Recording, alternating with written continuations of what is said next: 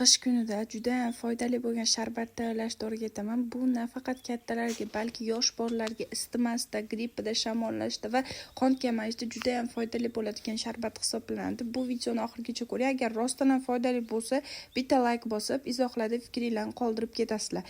Birinchi bo'lib shunaqa 3 dona mahsulot ketadi xolos. Turub, sabzi va qizilchani qaynatilgani. Shunaqa turibni ham hammasini birinchi bo'lib qirg'ichdan chiqarib olasizlar.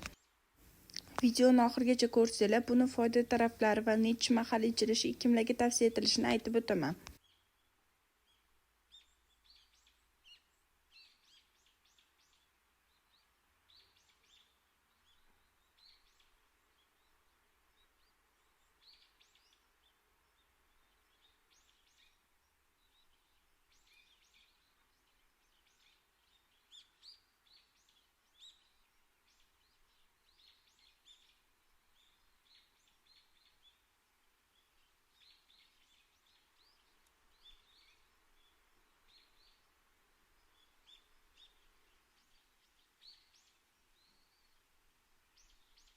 Sabzini ham shunaqa qirg'ichdan chiqarib olasizlar.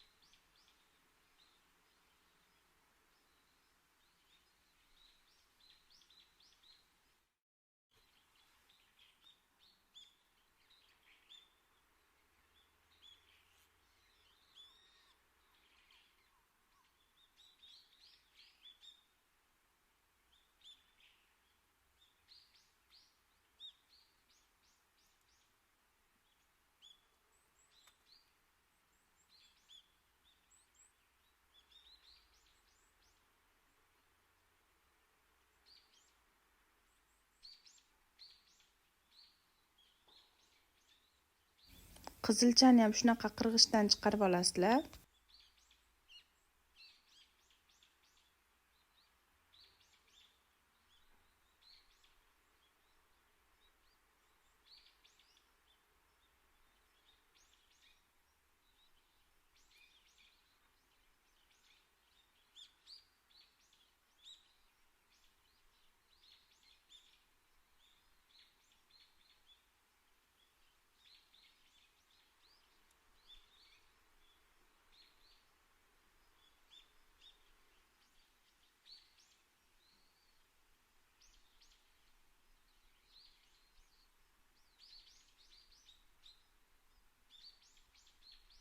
Keyin uchalasini ustidan ham shunaqa tuz sepib, yaxshilab aralashtirib olasizlar. Yana ham suv chiqishiga yordam beradi.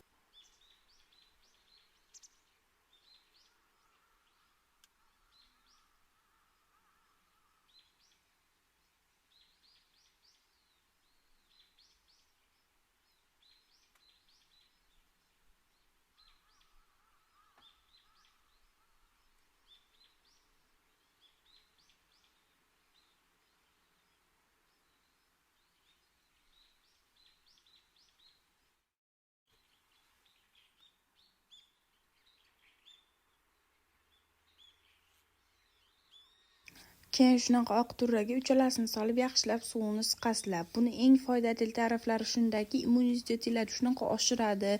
Qanaqadir virusga chalinishdan saqlanasizlar yoki bo'lmasam holsizlik, charchoqlarni oldini olib tetiklashtiradi, hattoki qoninglarni ko'paytiradi.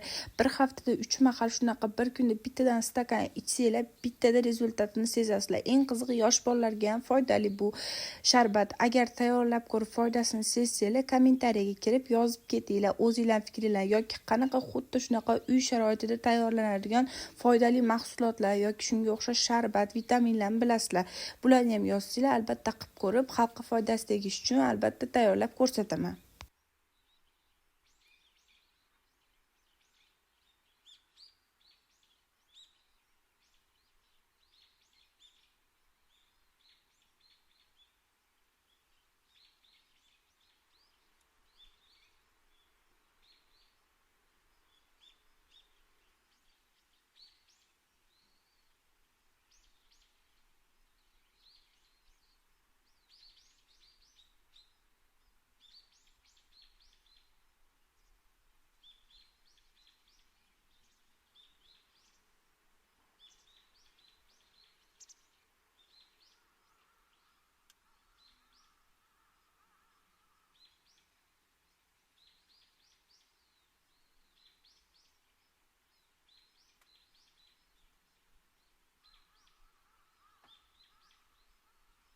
bemalol tayyorlab sizlar ham ichib ko'rishinglarni tavsiya qilaman. Buni foydasi albatta sezib, o'zimiz ham ichib sizlarga tayyorladik.